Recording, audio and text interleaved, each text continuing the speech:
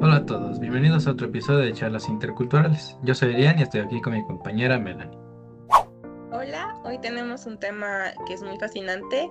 Hablaremos sobre la educación intercultural y nos basaremos en el texto de la maestra Teresa Guadodina, con el título La educación intercultural, concepto, paradigmas y realizaciones. Así es, un texto que no solo nos invita a pensar en la diversidad cultural, sino que también en cómo la educación puede ser una herramienta para construir sociedades más inclusivas. Ajá, ¿qué te parece si empezamos definiendo qué es la educación intercultural? Bueno, según Aguado, la educación intercultural no es solo aprender sobre otras culturas, ¿cierto? Exacto. Ella lo plantea como un proceso para promover el diálogo y el entendimiento mutuo entre personas de diferentes culturas. Eso va más allá de celebrar el Día de la Multiculturalidad en nuestras escuelitas. Sí, tal cual, es algo más profundo, una forma de reflexionar sobre nuestras propias identidades y cómo nos relacionamos con las diferencias. Exacto. Aquí se introduce la idea del respeto mutuo y la cooperación como pilares. ¿Cómo lo ves aplicado en la práctica? En el texto, Aguado describe tres paradigmas. ¿Qué te parece si los repasamos? Sí, claro, por supuesto. Bueno, primero está el paradigma asimilacionista, donde la meta nacional era en cada nueva nación occidental la creación de una nación-estado en la que una cultura fuera la dominante. Claro, pero esto tiende a borrar la diversidad, ¿no? Es como decir, cabemos todos, pero si actúas como yo.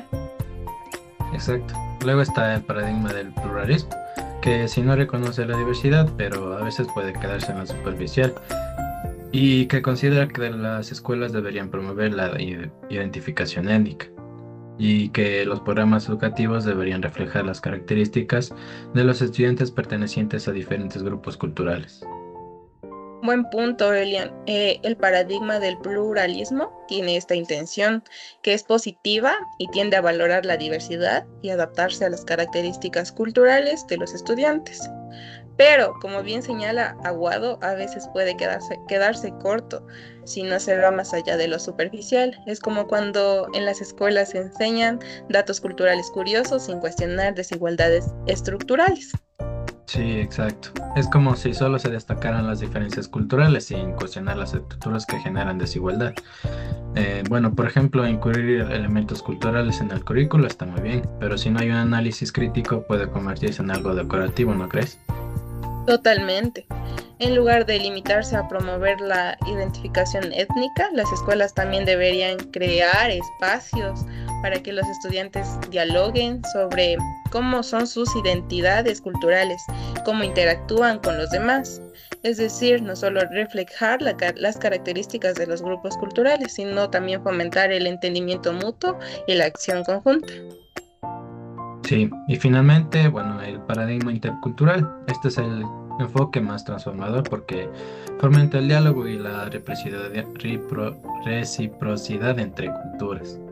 ¿Y cuáles crees que son los mayores retos para implementar la educación intercultural? Bueno, diría que uno grande es la formación del profesorado. No basta con una buena intención. Hace falta entender la interculturalidad desde una perspectiva crítica. Muchos profesores no reciben la preparación necesaria para abordar la diversidad cultural en el aula. Exacto. Y eso no es culpa de ellos, sino de los sistemas educativos, que a menudo no consideran la interculturalidad como una prioridad en la formación de los docentes. Sí, y eso puede llevar a que, bueno, aunque los docentes quieran integrar la diversidad en su enseñanza, terminen reproduciendo estereotipos o enfoques simplistas. Otro reto importante son las barreras institucionales. Como un ejemplo, muchos currículos no reflejan la diversidad cultural de los estudiantes. A veces parece que seguimos enseñando como si todos tuviéramos el mismo trasfondo cultural. Y no solo el currículo, sino también las políticas escolares. Piensa que en los horarios, las festividades que se celebran o incluso en cómo se manejan los idiomas, a menudo no se considera cómo estas cosas pueden excluir a ciertos estudiantes. Tal cual. Y creo también que este es el desafío de involucrar a las familias y si las familias no se sienten incluidas o no entienden el propósito de la educación intercultural, va a ser muy difícil que apoyen estas iniciativas. Sí, porque la educación intercultural no debería quedarse solo en las aulas. Debería ser un esfuerzo compartido entre las escuelas, las familias y las comunidades. Hablando de comunidades, ¿tienes algún ejemplo positivo que destacar? Bueno, pienso que en proyectos comunitarios donde las familias participan directamente en la educación, podría aportar sus saberes culturales, como por ejemplo hay escuelas que invitan a padres y abuelos a compartir sus tradiciones. También podría ser historias, recetas o prácticas artísticas con los estudiantes.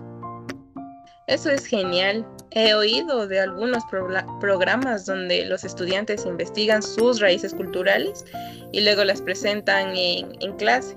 Esto no solo les ayuda a valorar su identidad, sino que también promueve el respeto hacia las identidades de los demás. Exacto. También están las experiencias de aprendizaje colaborativo entre las diferentes escuelas, donde los estudiantes de contextos culturales diversos trabajan juntos en proyectos comunes.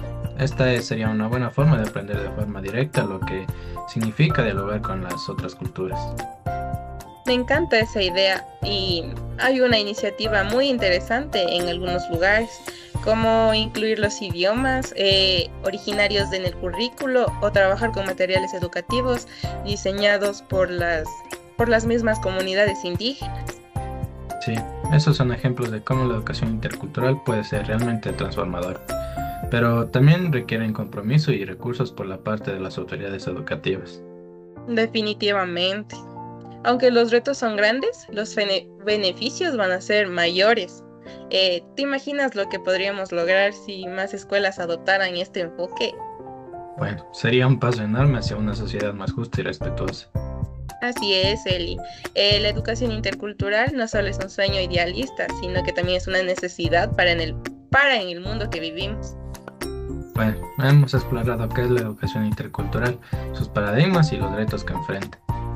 Así es, y también hemos visto que aunque no es un camino fácil, los beneficios son enormes. Tendríamos más sociedades más inclusivas, igualitarias y dialogantes. Bueno, si les interesa el tema, les recomendamos leer el texto de Aguado. Es una joya para reflexionar. Y no olviden compartir este episodio y seguirnos en todas en nuestras redes sociales. Hasta la próxima. Adiós.